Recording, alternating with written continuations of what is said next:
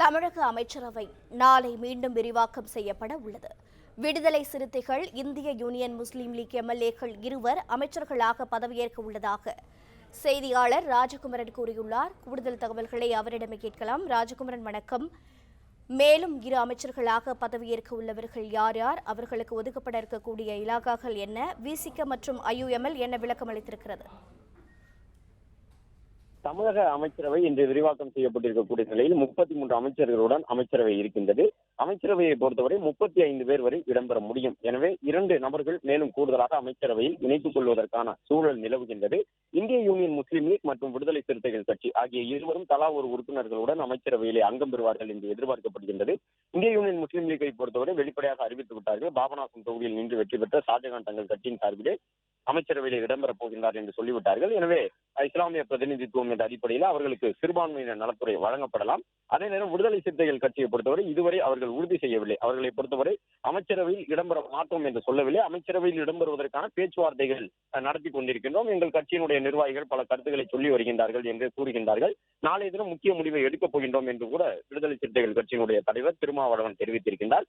எனவே விடுதலை சிறுத்தைகளும் ஏறக்குறைய அமைச்சரவையில் இடம்பெறுவது உறுதியாகி இருக்கின்றது. எனவே நாளை அமைச்சரவை விரிவாக்கம் இருக்கலாம். இன்று இரவே கூட விடுதலை சிறுத்தைகள் கட்சி தங்களுடைய அந்த இறுதி முடிவை எடுத்து அமைச்சரவையில் இடம்பெறுவது தொடர்பான ஒப்புதல் கடிதத்தை வழங்குவதற்கான வாய்ப்பு இருப்பதாக பார்க்கப்படுகின்றது. எனவே தமிழக அமைச்சரவையை பொறுத்தவரை 35 உறுப்பினர்களுடன் முழு அளவிலான அந்த உறுப்பினர்களையும் இடம்பெற செய்து செயல்படுவதற்கான வாய்ப்பு இருக்கின்றது.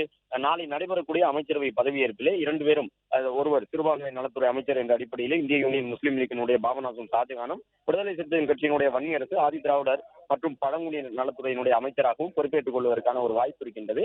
எனவே தமிழக அமைச்சரவையிலே முதல் முறையாக விடுதலை சிறுத்தைகள் கட்சியும் இந்திய யூனியன் முஸ்லீம் லீக்கும் இடம்பெறப் போகின்றார்கள் என்பதுதான் ஒரு அரசியல் கருத்துடைய ஒரு முக்கியமான நிகழ்வாக பார்க்கப்படுகின்றது. ஏனென்றால் தமிழகத்திலே திமுக, அதிமுக ஆகிய 2 கட்சிகளுடைய தலைமையிலான கூட்டணியிலே கட்சிகள் இடம்பெற்றிருந்தாலும் கூட கூட்டணி கட்சிகளுக்கு அமைச்சரவையில் இடம் ஒதுக்குவது வழக்கம் கிடையாது.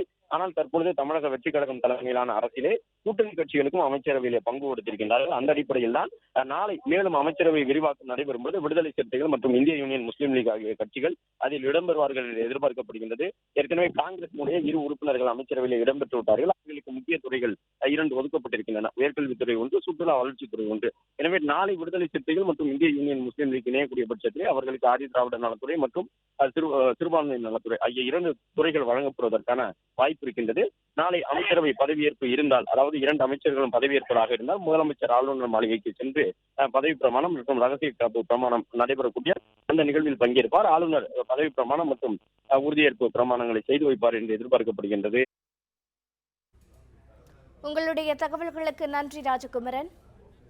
பிளே ஸ்டோர் மற்றும் ஆப் ஸ்டோரில் இருந்து பாலிமர் செயலியை QR கோடு மூலம் பதிவிறக்கம் செய்யுங்கள். செய்திகளை உடனுக்குடன் பெறுங்கள்.